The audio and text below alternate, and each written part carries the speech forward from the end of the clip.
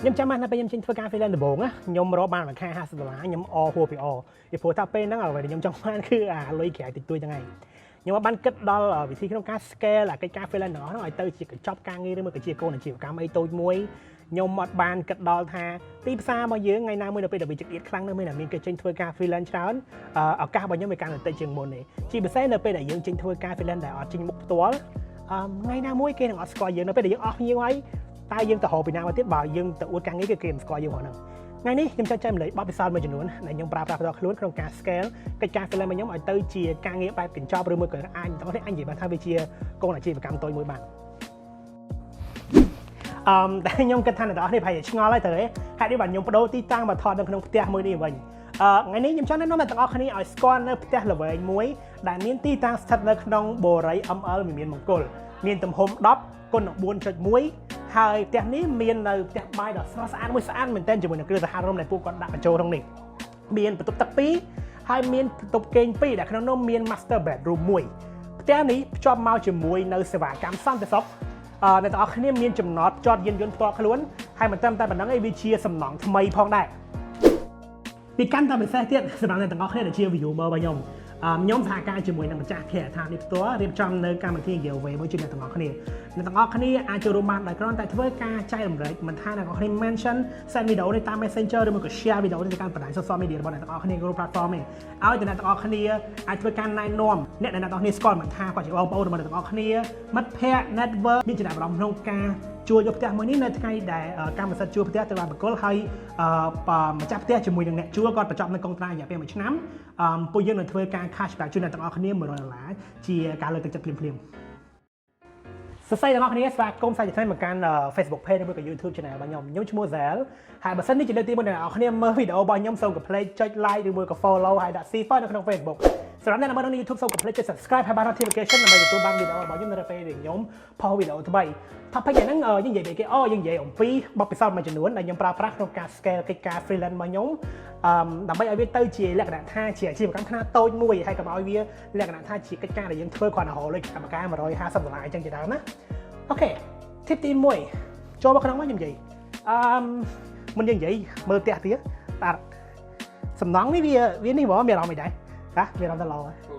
អូខេtip ទី1គឺយើង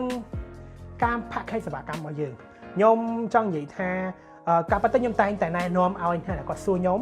ថាយើងគូចាប់ផ្ដើមពីចំណុចណានៅការធ្វើ freelance ខ្ញុំតែងប្រាប់ពួកគាត់ថាពួកគាត់រើសជំនាញណាមួយ clear បើសិនជាគាត់ចង់ធ្វើ graphic design digital marketing photographer videographer ឬមួយក៏ឥឡូវសិចការងារដែលយើងអាចធ្វើ freelance បានសូម្បីតែ copywriting គ្រាន់តែអ្នកចេះសរសេរ caption ចេះសរសេរ article ល្អក៏អាច freelance បានបកប្រែអ្វីដែលសំខាន់គឺអ្នកទាំងអស់គ្នាត្រូវចេះចងវាជា package ឧទាហរណ៍បើសិនអ្នកទាំងអស់គ្នាចេះ design ជាជាងឆាយភ្ញៀវ$5មួយ design ឬមួយក៏$10មួយ design អ្នកទាំងអស់គ្នា offer ជា package វិញបងខ្ញុំអាច design ជូនបងមួយ design $5ប៉ុន្តែបើសិនជាបងយក5 design ក្នុងពេលតែមួយ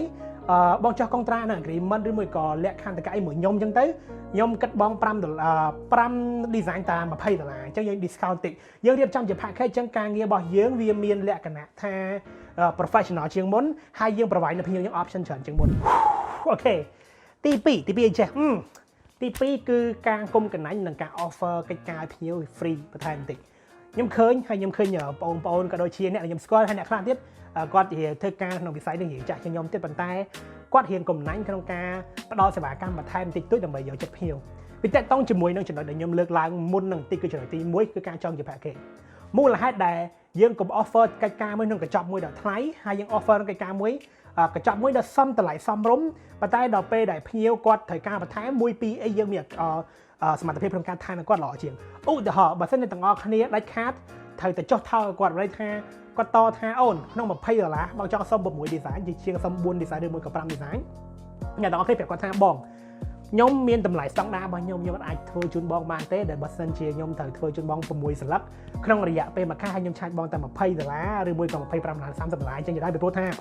ខ្ញុំមានតម្លៃរបស់ខ្ញុំមានស្តង់ដារកិច្ចការរបស់ខ្ញុំហើយខ្ញុំបើសិនជាខ្ញុំធ្វើលើសពីអ្វីខ្ញុំធ្វើបានវានៅពេលធ្វើខ្ញុំមាន pressure ជាងមុនហើយវាអត់ធ្វើខ្ញុំអត់ creative អញ្ចឹងការងាររបស់ខ្ញុំអត់ efficient ប៉ុន្តែបើសិនជាបងព្រមជាមួយនឹងកញ្ចប់ការងាររបស់ខ្ញុំក្នុងតម្លៃ$30ឬក៏$20សម្រាប់4សន្លឹកអីនៅពេលដែលបងត្រូវការផអីបន្ទាន់មួយសន្លឹក design បន្ទាន់មួយសន្លឹក ឬមួយក៏2សន្លឹកខ្ញុំអាចថែមជូនបងបានក្នុងនាមជាមិត្តភាពនៅពេលដែលអ្នកនរគ្នាធ្វើអញ្ចឹងទី1វាធ្វើអ្នកនរគ្នាមើលទៅ professional ជាងមុនវាធ្វើអ្នកនរគ្នាជាមួយភ្ញៀវវាមានភាពជិតស្និទ្ធជាងមុនហើយភ្ញៀវគាត់មានសេចក្តីរីករាយក្នុងការធ្វើការជាមួយអ្នកនរគ្នាជាងមុនហើយអ្នកនរគ្នាមើលតម្លៃស្តៀងគ្នាដដែលជួនកាលស្មើគ្នាជួនកាលចំណេញជាងទៀតហើយអ្នកនរគ្នាអត់ការ៉ង់ទីថាត្រូវតែបកគលការងារដែលលើសពីសមត្ថភាពរបស់អ្នកនរគ្នារៀងរាល់ខែជាមួយតម្លៃទាបទេ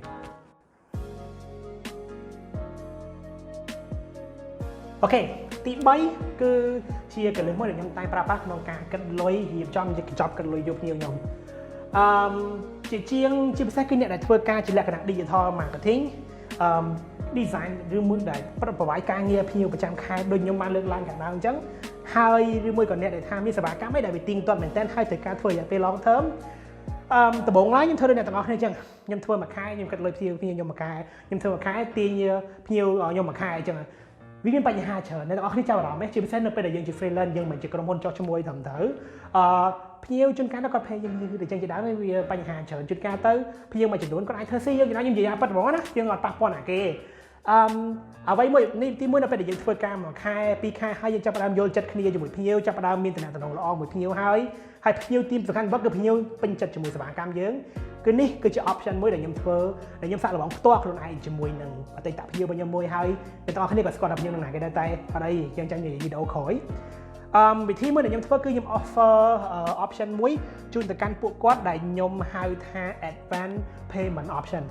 ចូលមកក្នុងបន្ទប់នេះមួយមើលអូខេនេះគឺបន្ទប់ក្រោយខ្ញុំចង់ឲ្យអ្នកទាំងអស់គ្នាឃើញតិចអញ្ចឹងខ្ញុំបានឈានថាបន្ទប់2បន្ទប់មិនដែលខ្ញុំថតនោះគឺជា master bedroom ហើយនេះគឺជា bedroom មួយទៀត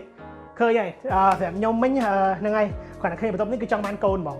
so advance payment option គឺពេលហ្នឹងខ្ញុំលើកឧទាហរណ៍ជាក់ស្ដែងខ្ញុំឆាតភ្ញៀវខ្ញុំតម្លៃកាលនោះខ្ញុំនៅវ័យក្មេងខ្ញុំនៅ junior so ខ្ញុំឆាតខ្ញុំម្នាក់ social media page ឲ្យអតិថិជនរបស់ខ្ញុំមួយគាត់ជា start up company ហើយខ្ញុំឆាតគាត់តម្លៃ$200នៅក្នុងមួយខែខ្ញុំធ្វើ social media post ចំនួន5សន្លឹកហើយតម្លៃប៉ុណ្ណឹងគឺទាំងអស់គ្នាសម័យឥឡូវទាំងអស់គ្នាមានសមត្ថភាពធ្វើច្រើនជាងហ្នឹងពេលហ្នឹងខ្ញុំ design ផងខ្ញុំទៅ share article ផងហើយខ្ញុំកាន់ boosting គាត់ទៀតខ្ញុំអត់ចេញលុយ boosting ជាមួយនឹង200ហ្នឹងឯងហើយខ្ញុំមាន meeting មួយខែមួយហើយ report មួយដំបូងឡើយអត់មានមកអស់ហ្នឹងទេតែវាជាអ្វីដែលខ្ញុំក្រោយឡើងខ្ញុំ offer ជូនគាត់គឺខ្ញុំប្រាប់បងថាបងកញ្ចប់ការងាររបស់ខ្ញុំរាល់ថ្ងៃគឺធ្វើ design 5 post សរសេរ caption ហើយ content ហ្នឹងមិនមែនធ្វើធម្មតាគឺជាដោយសារតែខ្ញុំជា senior level មួយនៅក្នុងក្រុមហ៊ុនរបស់ខ្ញុំហើយពេលដែលខ្ញុំមក provide service គាត់ខ្ញុំផ្ដល់ខ្ញុំមក provide ឲ្យគាត់ជាមួយនឹងបទពិសោធន៍របស់ខ្ញុំជាមួយនឹង experience របស់ខ្ញុំនៅក្នុងការ manage social media management អញ្ចឹងណាអញ្ចឹងបងតម្លៃប៉ុណ្ណឹងគឺសម្រាប់កញ្ចប់ការងារប៉ុណ្ណឹងប៉ុន្តែបើសិនជាបងសម្រាប់ចិត្តនៅក្នុងការ pay ខ្ញុំអ្នកបានន័យថាបើសិនជាបងព្រមចុះកងត្រា pay ខ្ញុំមួយឆ្នាំទុកមុនខ្ញុំនឹងចុះឲ្យបងខ្ញុំ discount ជូនបង2ខែហើយខ្ញុំនឹងផ្ដល់ជូននៅការធ្វើ report ជូនបងរៀងរាល់ខែបន្ថែមមួយទៀតមិនទាន់អស់ទេខ្ញុំនឹងផ្ដល់ជូននៅ report ជូនបងរៀងរាល់ខែមួយទៀតអញ្ចឹងបើសិនជាបងយកកិច្ចការខ្ញុំរាយប្រចាំខែខ្ញុំឆាចបងការ design 5 post caption ដែលបូករួមជាមួយនឹង caption ហើយធ្វើការ post ហើយនឹងការ manage boosting តម្លៃ$200ក្នុងមួយខែតែបើសិនជាបងព្រម pay ខ្ញុំមុនមួយឆ្នាំវិញខ្ញុំឆាចបងតម្លៃ$2,000ខ្ញុំ discount ជូនបង2ខែរៀងរាល់ខែខ្ញុំថែម report ជូនបងមួយហើយខ្ញុំនឹងចុះទៅជួប meeting មួយបងដើម្បីធ្វើការ present ជូនបងចុងខែមួយទី1យើង offer កិច្ចការបន្ថែមទី2យើង discount ជូនគាត់ហើយទី3យើងបាន establish នៅ establish នៅ relationship មួយជាមួយ client របស់យើងហើយទី1បើស្គាល់ជាភ្ញៀវវិញគាត់អាចដឹងថាយើងអត់រត់ចោលគាត់ទេក្នុងរយៈពេល1ឆ្នាំហ្នឹងសម្រាប់យើងវិញជាអ្នក freelancer យើងនឹងថាភ្ញៀវនឹងអត់កលិចទេហើយគាត់ត្រូវ pay យើងមុនម្ដងទៀតយើងហៅវាថាជា advance payment ដរាបណាដែលយើងទទួលបាន payment នឹងមុនបើមិននិយាយវាអត់ advance ទេបើមិនឲ្យយើងបាន payment នេះមុននោះទេគេហៅ advance ទាំងអស់គ្នាខ្ញុំចង់និយាយកន្លែងហ្នឹងសម័យមើលបើមិនអ្នកទាំងអស់គ្នាជា freelance អ្នកទាំងអស់គ្នា establish សេវាកម្មប្រភេទហ្នឹងហើយអ្នកទាំងអស់គ្នាចុះភ្ញៀវប្រហែលជា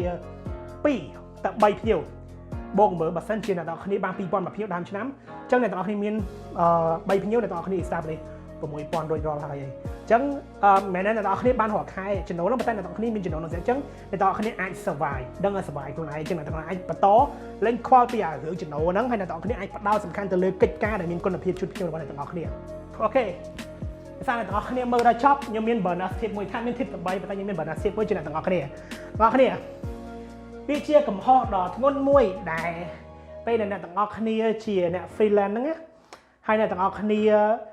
ាបំពឹងថាមានគេមកតាក់ទងអ្នកទាំងអស់គ្នាមុនអាហ្នឹងមិនន័យថាពេលយើងរកស៊ីយើងអត់ទៅរកភ្ញៀវយើងអង្គុយចាំឲ្យភ្ញៀវមករកយើងបើអ្នកទាំងអស់គ្នាអត់ដែលធ្វើអីចេញមុខពីមុនមកបើអ្នកទាំងអស់គ្នាអត់ដែល អត់មានគេស្គាល់អត់មានគេដឹងពីសេវាកម្មរបស់ហើយខ្ញុំស្គាល់មិត្តភក្តិខ្ញុំជាងថតរូបប៉ុន្តែវាអត់ដែរផុសរូបថតវានៅលើ social media វាអត់ដែរមានប្រម៉ូទសេវាកម្មវាអត់ដែរបង្កើត page មួយរបស់ក្រុមការងារវាឲ្យវា boost ផុសហ្នឹងខ្ញុំធ្វើមិនដឹងថាមិត្តភក្តិខ្ញុំ close មួយគ្នានៅតែមួយគ្នាក៏ដោយបើសិនជាវាអត់ប្រាប់ខ្ញុំមិនដឹងថាវាធ្វើការអីហើយធ្វើមិនបើខ្ញុំអាចទទួលបានមិត្តភក្តិខ្ញុំវិញវាធ្វើមិនបើមានភ្ញៀវបានតោះគ្នា tip ចុងក្រោយគឺងាយស្រួលបំផុតមួយទៀតផ្ទះបាយនេះជាផ្ទះបាយដែលខ្ញុំនិយាយថាវាស្អាតដល់គ្នាមើលឃើញស្រាប់ហើយបន្ទប់ទឹកទី2ដែលបោកមិញខ្ញុំនឹងខាងលើឃើញមួយនេះគឺមួយទៀតស្រស់ស្អាតមែនតើប៉ុន្តែបកមកលើប្រធានបទ tip បើណោះរបស់យើងវិញទាំងអស់គ្នាកុំមាន mindset មួយចាំឲ្យភ្ញៀវមករកយើងភ្ញៀវអត់អាចមករកយើងទេហើយបើសិនជាគេមករកគេរកអ្នកដែលល្បីជាងយើងហើយគេអត់ចាំមានមករកបើសិនជាគេរកយើងតែខ្ញុំនិយាយត្រូវអត់អ្នកទាំងអស់គ្នាកុំចាំឲ្យភ្ញៀវមករកអ្នកទាំងអស់គ្នាត្រូវតែចេះប្រម៉ូទខ្លួនឯងបើអ្នកទាំងអស់គ្នាធ្លាប់ស្គាល់ខ្ញុំតាមរយៈ TikTok អ្នកទាំងអស់គ្នាដឹងតែគោលបំណងរបស់ខ្ញុំនៅក្នុង TikTok គឺយកមកប្រម៉ូទសេវាកម្ម freelance របស់ខ្ញុំនិងអាជីពរបស់ខ្ញុំដើម្បីអ្នកទាំងអស់គ្នាចាប់អារម្មណ៍ពីព័ត៌មានខ្ញុំចាំអ្នកទាំងអស់គ្នាអាចធ្វើការជួលឲ្យខ្ញុំទៅធ្វើការមួយចំនួនជួលអ្នកទាំងអស់គ្នាបានដូចគ្នាអ្នកទាំងអស់គ្នាអាចប្រើប្រាស់បណ្ដាញ social media ច្រើនមែនទែនដូចជា Facebook Instagram អ្នកទាំងអស់គ្នាអាចធ្វើ YouTube channel អាចរកលុយបន្ថែមពី content ហ្នឹងហើយអាចប្រម៉ូទសេវាកម្ម freelance ឡើងទៅទៀត TikTok ហើយនឹងកម្មវិធី social media របស់ខ្មែរដូចជា Bibo ជាដើមអ្នកទាំងអស់គ្នាអាចយកទៅប្រម៉ូទអ្វីបានគ្រប់យ៉ាងជាពិសេសគឺសេវាកម្ម freelance របស់អ្នកទាំងអស់គ្នាប្រម៉ូទមិនអាការងារស្អាតរបស់អ្នកទាំងអស់គ្នាហ្នឹងណាផុសដាក់ចូលហ្នឹងទៅកុំចាំដល់មានគេ like បើសិនគេអត់ like យើងធ្វើមិនយើង boost យើងប្រម៉ូទសេវាកម្មមកហ្នឹង TikTok គឺជាទីតាំងដ៏ល្អមែនតើឥឡូវមាន organic performance ច្រើនរីឯ Bibo វិញងាយស្រួលមែនតើអ្នកទាំងអស់គ្នាអាចតាក់ទងក្រុមការងារ Bibo គេនឹង boost ជាអ្នកគេនឹងរៀបចំឲ្យស្អាតហើយការផ្សព្វផ្សាយនេះគឺទូទាំងផ្ទៃកម្មវិធីហ្មងងាយស្រួលមែនតើទាំងអស់គ្នាម្ដងទៀតខ្ញុំចង់រំលឹកដល់ទាំងអស់គ្នាអំពីទីតាំងមួយនេះកុំភ្លេចពី giveaway របស់ខ្ញុំបើសិនជាទាំងអស់គ្នាជួយធ្វើការណែនាំនរណាម្នាក់មកអាចជួលផ្ទះនេះបានអ្នកទាំងអស់គ្នានឹងមានឱកាសនៅថ្ងៃដែលម្ចាស់ផ្ទះជាមួយនឹងអ្នកជួលបកគលកម្មសិទ្ធិជួលហើយចុះកុងត្រាមួយគ្នាមួយឆ្នាំហើយអ្នកទាំងអស់គ្នានឹងមានឱកាសទទួលបាន cashback $100ពីយើងវិញផ្ទះមួយនេះស័ក្តិសមមែនតើបើសិនអ្នកទាំងអស់គ្នាមកពីខេត្តអ្នកទាំងអស់គ្នាជាអ្នកឡើងមកភ្នំពេញហើយចង់រៀនជួលនៅជុំគ្នាដើម្បីរៀនអីគឺស័ក្តិសមមែនតើរីឯអ្នកដែលគាត់ធ្វើការនៅខេត្តដែលជាប់នៅខាងភ្នំពេញជាពិសេសខេត្តអីគេយ៉ាមុនហ្នឹងហ៎ពងស្ពឺយ៉ាពងស្ពឺមកនៅព្រោះនៅតែនេះទីតាំងមួយបរិយានេះវានៅម្ដុំខាងកបោលអញ្ចឹងហើយយ៉ាចោមចៅកបោលបើសិនអ្នកទាំងអស់គ្នាមានទីតាំងនៅម្ដុំហ្នឹងហើយអ្នកទាំងអស់គ្នាឧទាហរណ៍នៅកំពង់ស្ពឺអ្នកទាំងអស់គ្នាឡើងមករកស៊ីនៅពេញអ្នកទាំងអស់គ្នាចង់ចូលមកពេញអីទីតាំងនេះស័ក្តិសមផុត